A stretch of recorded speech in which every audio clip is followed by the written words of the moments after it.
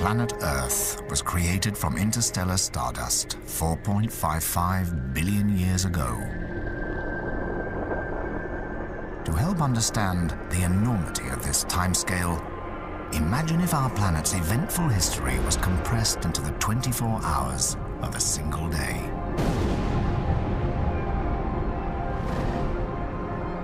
At midnight, the infant Earth was born.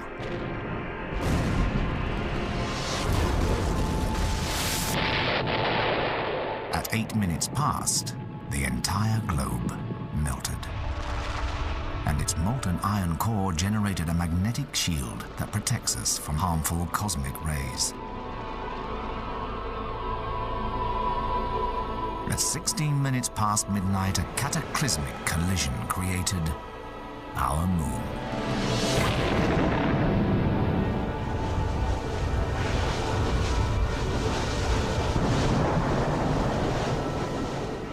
After this turbulent and violent beginning, the surface cooled, a crust formed, and water settled on the surface. Then, just before 1 o'clock in the morning, the scene was set for the most important chapter in the history of our planet, the origin of life.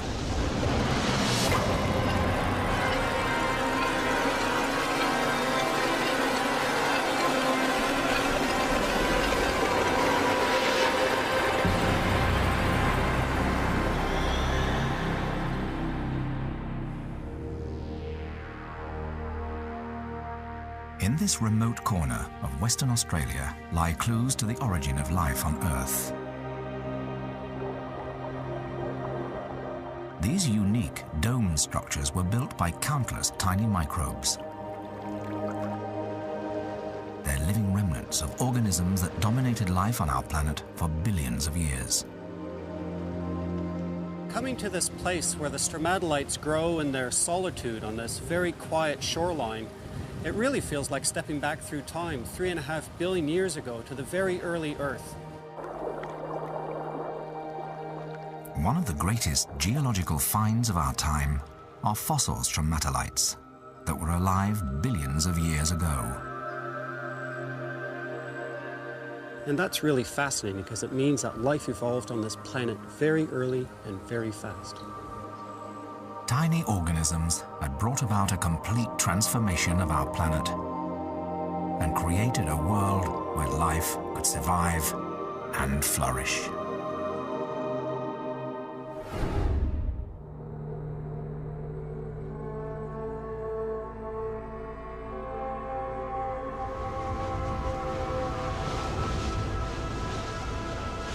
Early Earth was hostile, an extreme place for life to emerge.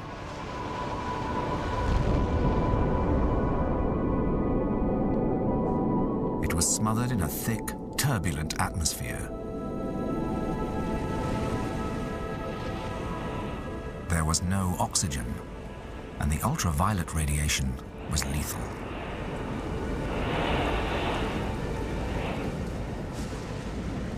When we think of early Earth, we must recognize it was not a Garden of Eden. There were no clear blue oceans. There was no clear water. There were no plants. There was no life at all. The young sun was weaker than it is today. Its feeble light would have barely penetrated the noxious atmosphere. Carbon dioxide would have mixed with the pungent smell of hydrogen sulfide.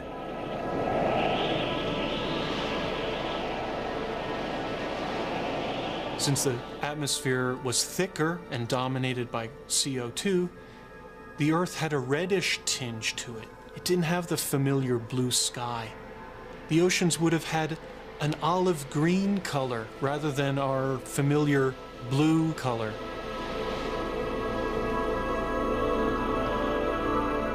For the first 600 million years of its life, our planet was constantly battered by comets and asteroids.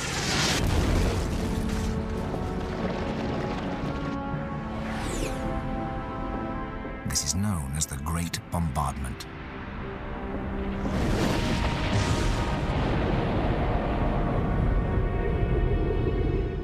missiles could measure 300 miles across. Their cataclysmic impacts melted the Earth's crust and vaporized the oceans.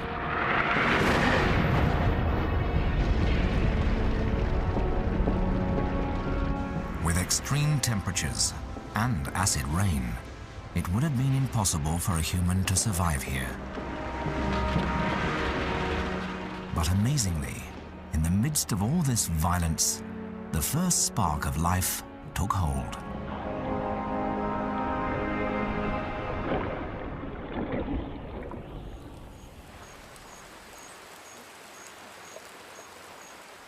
Billions of years later, Earth is teeming with life.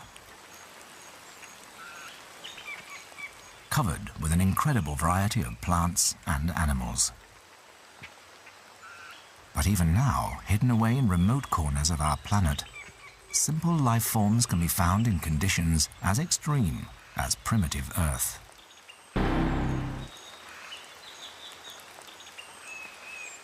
Microbiologist Penny Boston and her colleague Diana Northup are on an expedition to southern Mexico to find out how life could have survived on early Earth.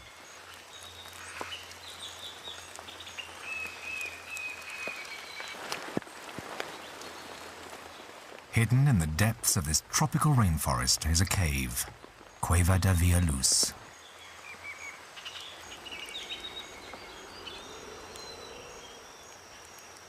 This modern hell on Earth is filled with hydrogen sulfide, a gas that was abundant on our early planet.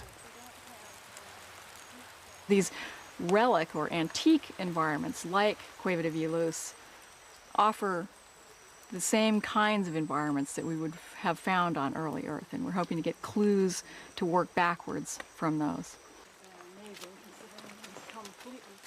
As you approach the cave, you begin to get these faint whiffs of the rotten egg smell.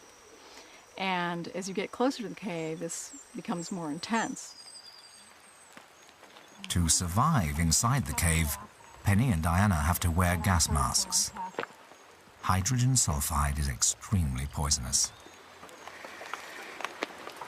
No leaks. Have you got everything in there? I think I got everything. Yeah. At the levels at which humans can't live very long in hydrogen sulfide, you don't smell it at all. And it will just simply cause you to go unconscious and die very quickly. The two biologists have come here to investigate what kind of life forms can survive inside the cave. This is a dangerous place to explore. Hydrogen sulfide gas escapes from deep volcanic fissures, reacts with the water, and coats the cave walls with concentrated sulfuric acid. The longer it sits there on the walls, the more acid it becomes. And so eventually, by the time the drop is falling on you, it's a very, very acid environment. The slime layer feels pretty thick today. It's very fatiguing, and even with the protective masks that we have, we pick up loads of toxic gas through our skins and perhaps through tiny leaks. Oh, feel under those sweat tights to your left. Despite the extreme conditions, Penny has discovered that primitive life is thriving inside the cave. Cueva de Villaluz has been nicknamed Snot Cave, after its colonies of slimy, single-celled bacteria the scientists call snotites. The snotites are drippy, gooey, mucousy formations that look like stalactites, and that's why they were called snotites, but because they resemble strings of snot. We believe that the snotty, gooey stuff is to protect them against extreme acidity, because when we measure the drips on the snotites, they are as extreme as battery acid. And so while we find that daunting, this is where they thrive. Bacteria are the most primitive and most common organisms on Earth. They share the same definition of life as all plants and animals. They grow, adapt to their environment, and reproduce. Bacteria cells never have a nucleus, but they do contain DNA, the code of life, and reproduce by simple division, each one splitting into 2 identical cells.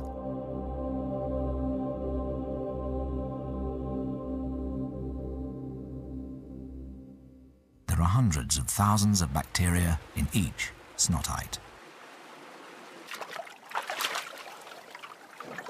Down in the underground streams, Penny has also found globby mats of bacteria, which she has called phlegm balls.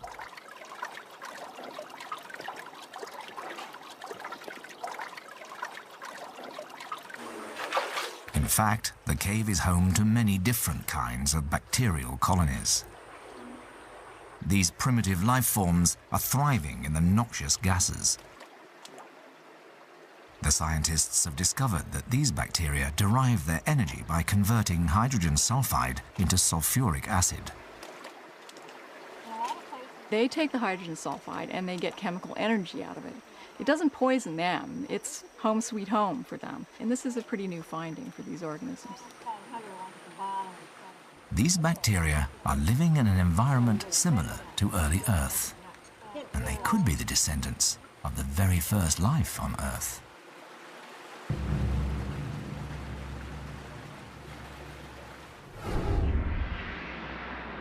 But where did the very first bacteria come from? Like all life forms, bacteria are based on complex carbon molecules. Somehow, in the conditions of early Earth, lifeless carbon molecules miraculously started to make exact copies of themselves. But how these molecules began to self-replicate and then evolve into the first living cells remains perhaps the biggest mystery in all science. What scientists have discovered is that life began much sooner after the birth of the Earth than they had ever thought possible.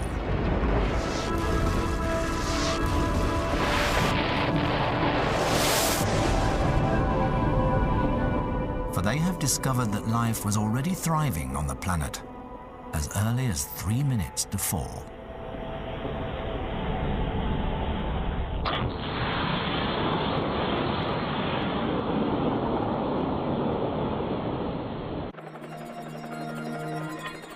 The evidence for this early emergence of life has come from a team of geologists studying some of the oldest rocks on the planet in the remote regions of northwest Greenland. Geologist Stephen Morgeses has been searching for telltale traces of the most ancient life on Earth. The geology of Greenland is unique. It contains a record of some of the earliest geological processes that we know of on the Earth. The rocks themselves are thought to be between 3.7 and 3.9 billion years in age. These rocks would have experienced tremendous upheaval, and any fossils would have been destroyed. So Stephen had to look for evidence of life that was far more elusive. There may have at one time been small fossils, microfossils, but under the conditions of heat and pressure that these rocks experienced, such fossils would have been disaggregated and destroyed. So what we have left behind then are chemical fingerprints of ancient bacteria or microbes. All living things have a preference for carbon-12 when they absorb carbon from their surroundings. Stephen realized that he could use this vital clue to search for ancient life.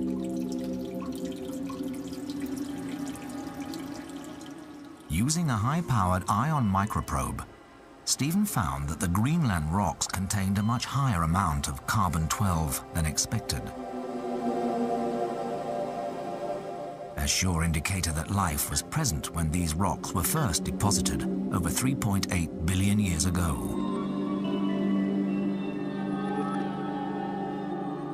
Here was the oldest evidence of life ever found.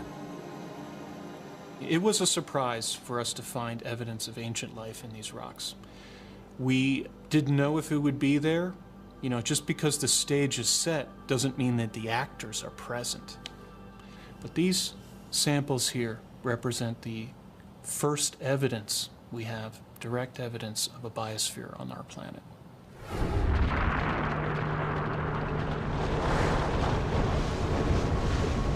But if life did start so early in Earth's history, where had the building blocks of life come from?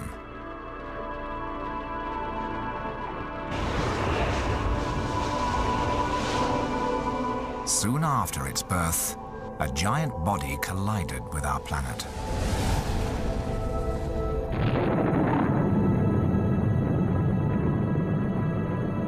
The outer layers were completely vaporized, creating our moon.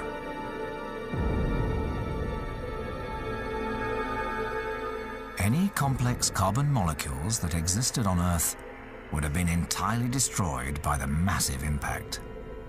So one theory for where they first came from that's rapidly gaining support suggests the molecules were delivered as ready-made packages from outer space.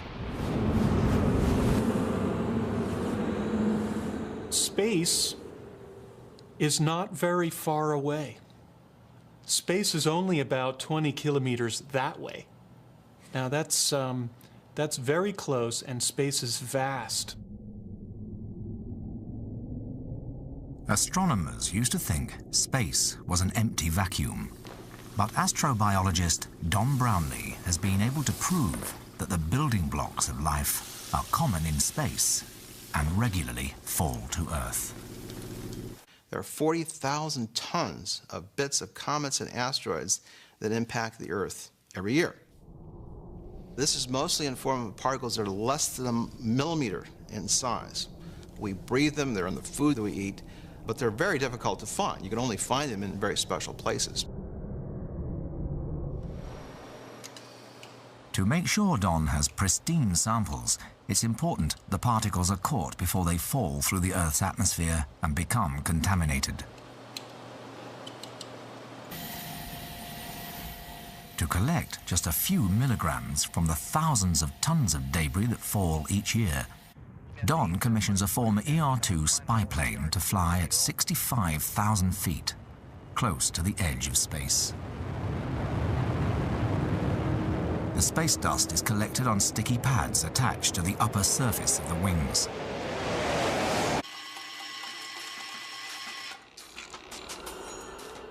Back on Earth, Don Brownlee's colleagues have to slice the particles into tiny slithers before they can be chemically analyzed.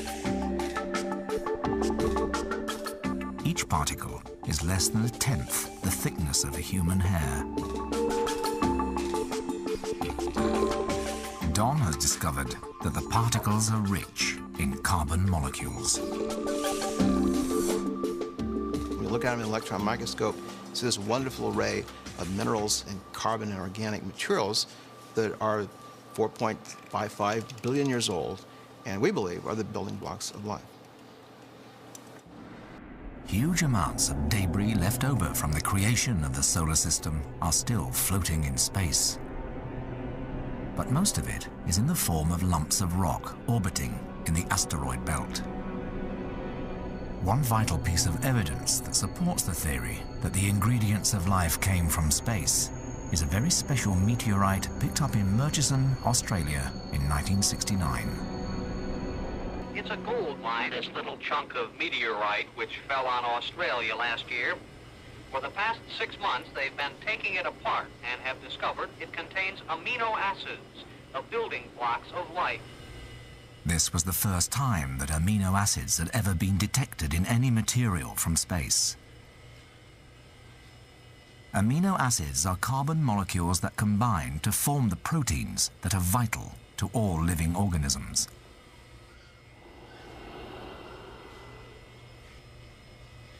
NASA's Michael Zelensky has been researching the Murchison meteorite for 20 years.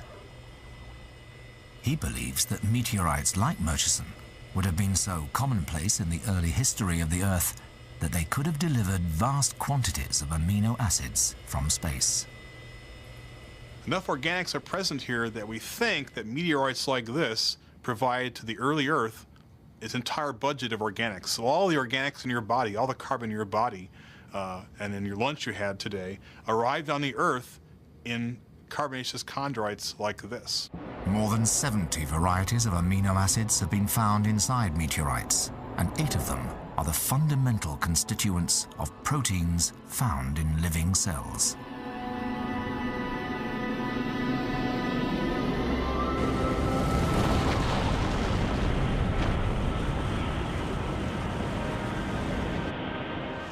During the Great Bombardment, throughout the early hours of the morning, billions of asteroids and comets may have seeded the Earth with the stuff of life.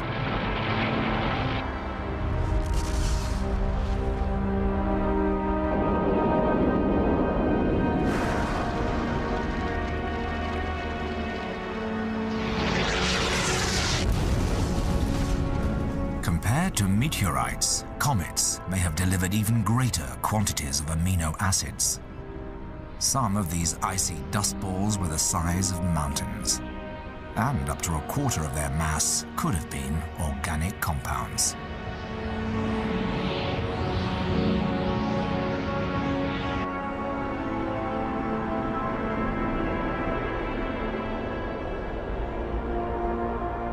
But when a giant comet struck the Earth, could these carbon compounds have withstood the immense impact?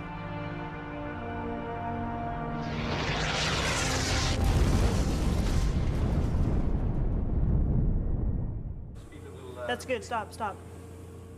Jennifer Blank, a geophysicist, has designed a unique experiment to see if the amino acids could survive the trauma of impact. Using a huge gas gun, she simulates the extreme pressures and temperatures that a comet experiences when it smashes into the Earth. We set out to test whether or not materials would survive or whether they would break down. And we expected that, or we were hoping that some fraction would survive. And we figured the parts that didn't survive would break down into smaller components. But in fact, what we found was much more exciting. In Jennifer's experiment, the gun fires a bullet at 10,000 miles an hour towards a target sample that represents the organic molecules inside a comet.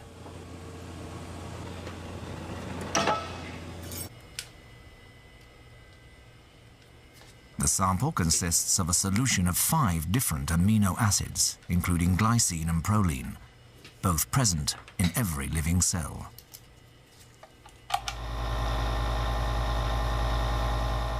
The mixture is then inserted into a hardened steel capsule. The impact from the gun will send a shockwave through the capsule, simulating the extremely high temperatures and pressures of a cometary impact. I think it's very hard to just imagine what kinds of pressures were generating these experiments. If you think about going to the bottom of the ocean, the pressures you'll have there are only 100 times atmosphere.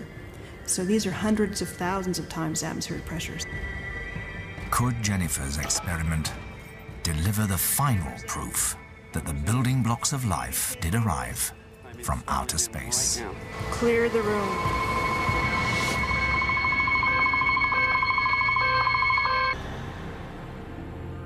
Using a large gas gun to simulate the colossal pressures of an impact, Jennifer Blank is about to find out whether comets could have delivered amino acids to Earth intact.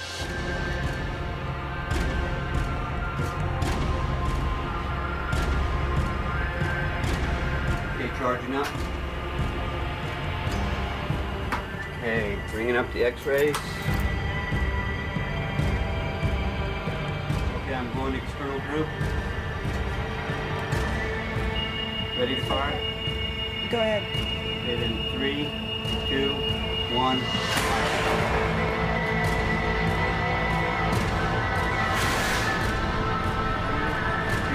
1, fire.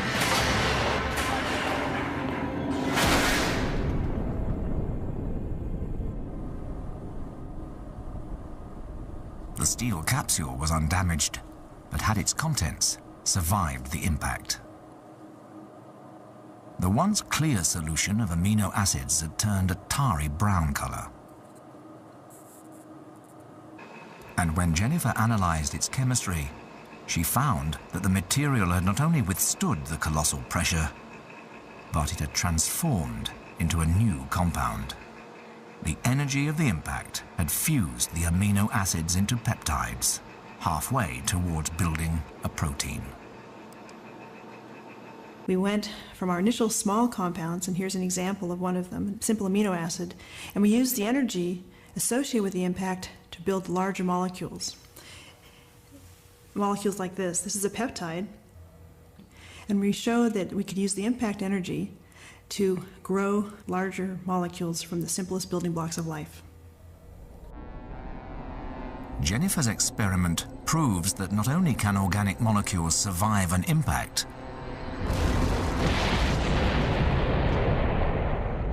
but the immense pressures created can also produce complex molecules one stage closer to the origin of life.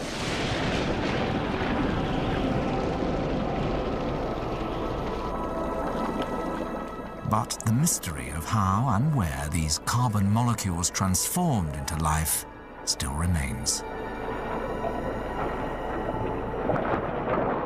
Some scientists are now suggesting that these early carbon molecules trickle down into cracks in the Earth's crust, where the miracle of life began, protected from lethal radiation deep underground.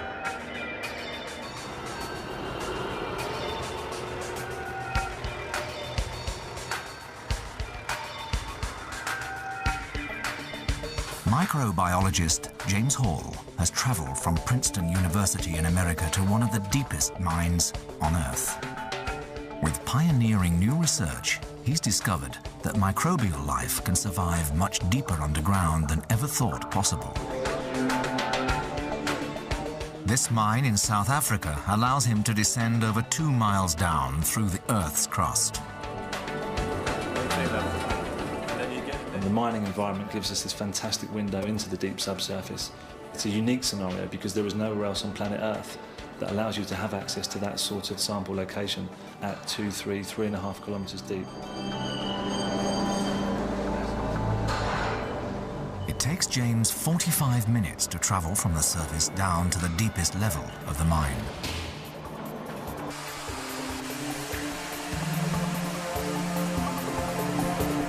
Conditions down here are extreme for any life forms. The temperature of the rock is 50 degrees Celsius, and the air pressure is twice as much as at the surface. Morning.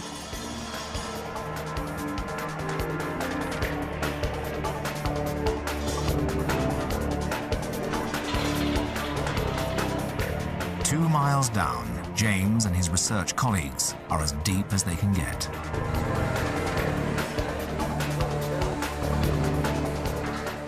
Microbial life existing down here survives without sunlight. And the only source of food is a diet of molecules from the surrounding rock.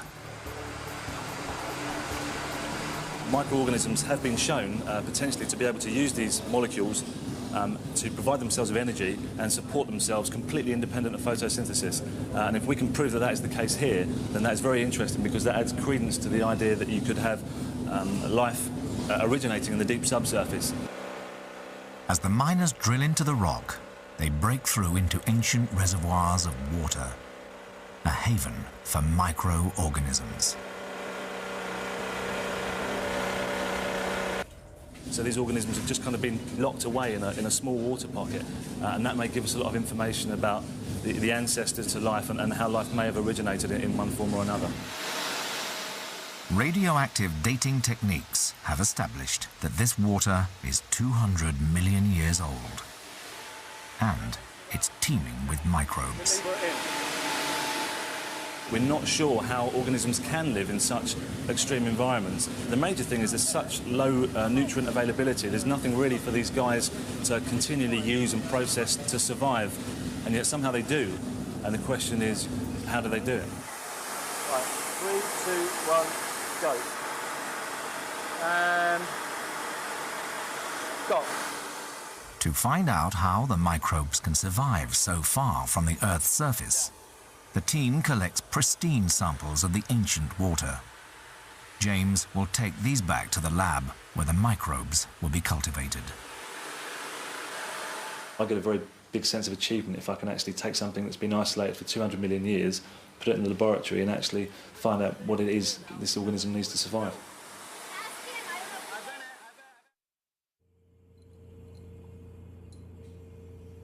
In his makeshift lab near the mine, James is able to recreate the subterranean environment of the microbes. There is no oxygen in the rocks 2 miles down, so first he has to extract any oxygen from the test tubes. This experiment is designed to find out how the microbes derive their energy.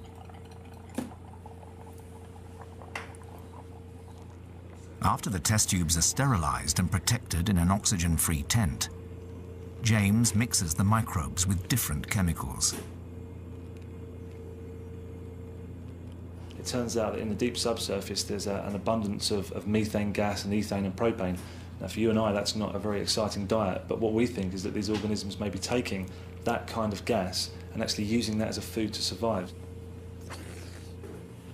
Their food supply is so limited, the bacteria derive only enough energy to divide and reproduce once every 1,000 years. The DNA inside these microbes will have hardly changed since the origin of life. If we can isolate them, get them to grow and study their DNA, then this DNA may be like a snapshot back into the past of what microbes used to be like. James's research is still in the early stages, but his unique experiment reveals that life could have started deep in the Earth's crust.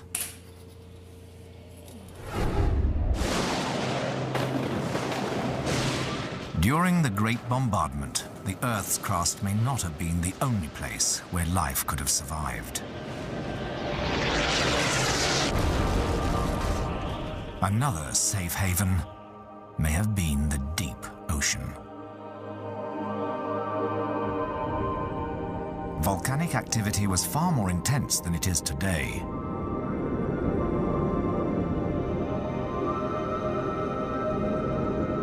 Chemicals from deep inside the Earth would have spewed into the oceans.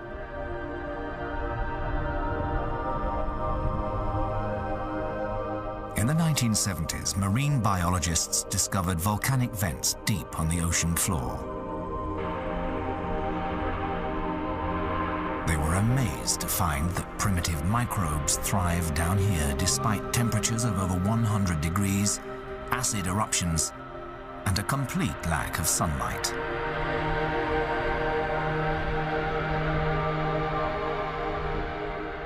The microbial life appeared to derive its energy from the noxious hydrogen sulfide gas erupting from the vents. On early Earth, microbes may well have survived in very similar environments. If all of the bombardment was occurring near the surface, survivors would be existing in just these kinds of hydrothermal vent communities, where there's abundant water and nutrients and heat and food in the form of chemical energy. It has been found that organisms collected there nowadays are genetically kin to some of the earliest organisms that we think existed on the Earth. On our 24-hour clock, it was now 5 o'clock in the morning. The Great Bombardment was over. Most of the debris in the solar system had been swept up and there were far fewer violent impacts on Earth. Microbial life was able to emerge from its protective hiding places. It began to flourish close to the surface and take advantage of a new, powerful source of energy, the sun. These bacteria evolved a green pigment, chlorophyll, which enabled them to harness the sun's energy through photosynthesis and convert carbon dioxide into carbohydrates. As the Earth cooled, this new generation of cells began to spread across the oceans. immense colonies of green slime took over the world, and the greatest transformation in the history of our planet was set in motion. The best evidence of what primitive life looked like has been discovered in one of the remotest parts of our planet. These rocks have remained unchanged for 3.5 billion years. Here it's possible to walk on the ancient surface of early Earth. Martin van Kranendonk spends months at a time in this wilderness, studying the outcrops and producing maps for the Geological Survey of Western Australia. Hidden in a secret location amongst these rocks is one of the greatest geological discoveries of all time. These are the oldest fossils in the world, at about 3.5 billion years old. And they're composed of stromatolites. And at this outcrop we can see two different types of structures that these creatures formed. First are these black mats that have wrinkly textures all through it. And the second are these larger domes that form these broad structures. The only way these could have formed is by the growth of microbes. These fossilized stromatolites were built by ancient colonies of bacteria. Nearby are fossilized ripple marks, which suggest that these bacteria grew in shallow water. And here you can see we've got a smaller structure that we call the Mickey Mouse ears, which is this beautiful doubly branching structure. And there's nothing else that we can think of which would make that except something that was growing on the bottom of the ocean.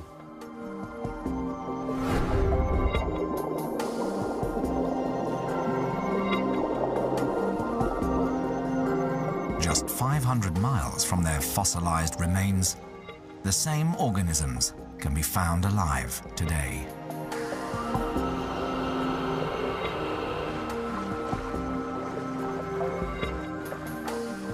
These modern stromatolites are growing on the Western Australian coast in the shallow waters of Shark Bay. This is a safe haven for the stromatolites. The seawater is twice as salty as normal, which helps to discourage predators that feed on bacteria.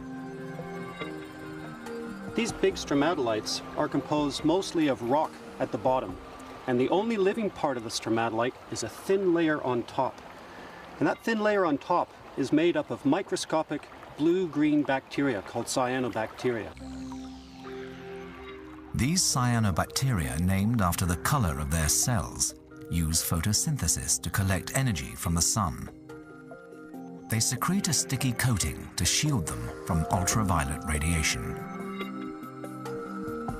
As tiny pieces of dust and sediment settle on top of the sticky cells, the bacteria migrate closer to the surface to reach the light. The layers of sediment build up by about 0.5 millimeter a year, and over thousands of years create these dome-shaped structures. Many different shapes and sizes of stromatolites have been found fossilized in the rock. This suggests that by 3.46 billion years ago, stromatolites had lived on Earth long enough to evolve into a variety of different bacterial colonies. We're looking at sort of a cross-section through the top of these cones and the layers that were laid down year after year. And the fact that they're all different sizes on this one surface shows that there was a colony of microorganisms growing on this one bedding plane. And that suggests to us that even in this very early time of Earth, there was a diverse community of microbes. And that's really fascinating because it means that life evolved on this planet very early and very fast.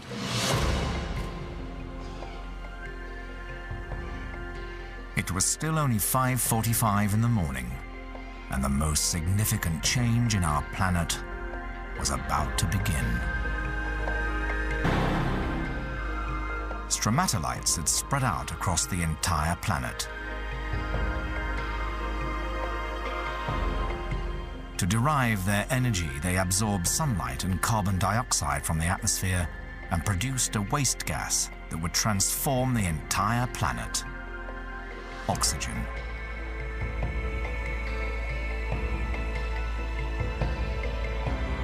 At first, all the oxygen was absorbed into the oceans.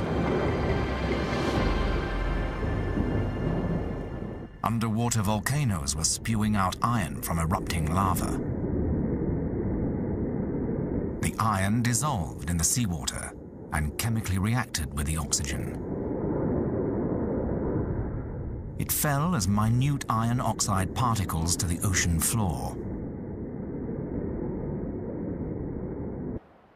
Over the next 700 million years, the planet literally rusted. All the iron was turned into oxide, building up layer upon layer of what would become the most significant mineral deposits on Earth: iron ore.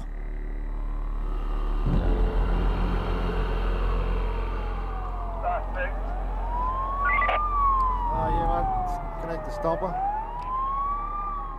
This is one of the largest mining operations in the world. The iron was originally deposited on the floor of an ancient ocean. Control blast 2, we're at the firing position, stopper's connected. We'll fire in 10 seconds with a 5-second countdown.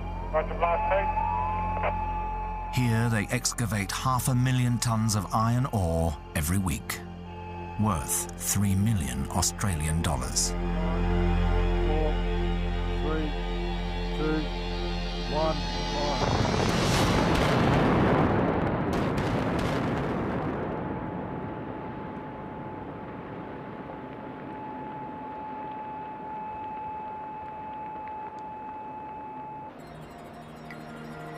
Thousands of these ancient layers of iron ore are exposed here in the Karajini Gorge, just 30 miles from the mine. As the water temperature changed with the seasons, the production of oxygen by the cyanobacteria varied. Different amounts of iron oxide were deposited at different times of the year, creating these distinct layers in the rock. This was a global phenomenon. Vast amounts of iron ore were laid down in similar deposits all over the world. On our day-long clock, it took more than 7 hours for all the iron to be removed from the oceans until 1 p.m. in the afternoon. When there was no iron left to react with, the excess oxygen from the stromatolites began to build up in the atmosphere. Slowly but surely, the planet was transformed. Over the next 8 hours, the microbes raised the level of oxygen from less than 1% to the present level of 21%. The time was 9 p.m. Without the cyanobacteria, there would be no oxygen, and Earth would still be smothered in noxious gases. There would be no plants and animals, and humans would never have evolved. Life has made this environment what we know. It's allowed us to live on the surface. It allows us to breathe. It allows large organisms like we are to function at very high rates of activity. The oxygen also helped to protect life from the sun's lethal ultraviolet radiation. Molecules of oxygen began to break apart in the upper atmosphere and created a layer of ozone. One of the fascinating properties of that is that it actually screens out, just sort of like a sunscreen does on your skin, screens out this harmful radiation. With the protection of the ozone layer, life was finally able to evolve into much more complex organisms. It took only the last 3 hours of our 24-hour day for all the other life forms on our planet to evolve. The first multicellular life emerged at 6 minutes past 9 in the evening. The first fish at 22 minutes past 9. Insects at 20 to 10. Reptiles at 20 past 10. By 10 to 11 in the evening, dinosaurs roamed the Earth. The first primates appeared at 20 to midnight. And with just 30 seconds to go, the first humans made their appearance. Tiny microbes had ruled the planet for over 3 billion years, 2/3 of the history of the Earth.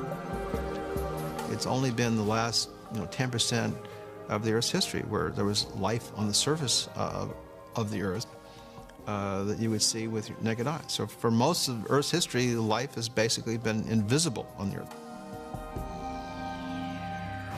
Over 1 billion or 2 billion years, the amount of oxygen that these little creatures produced was enough to actually change the entire atmosphere of the planet.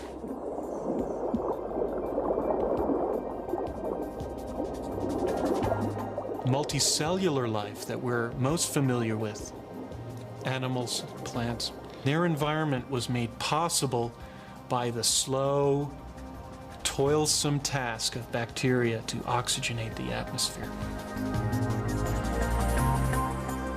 These tiny organisms had transformed an entire planet. Without them, life as we know it would be impossible.